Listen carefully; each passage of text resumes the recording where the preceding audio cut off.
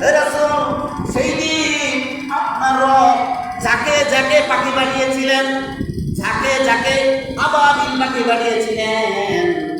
আর পরে আয়াত আল্লাহ বলছেন তরবিহিম বিহিজারাতিন মিন সিজ্জিল, আর তাদের হাতে তাদের দুই পায়ে এবং মুখে পাথর দিয়েছিলেন, ওই পাথর আবাবিল পাখি নিক্ষেপ করেছিল তাদের উপরে।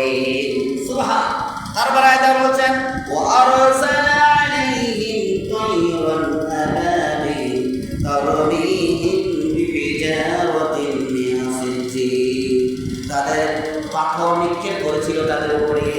ফাজআলাহুম কাআসফিন মা'কুল, আর পাথর নিক্ষেপ করার কারণে তাদের অবস্থাটা এমন হয়েছে চূর্ণ বিচীর্ণ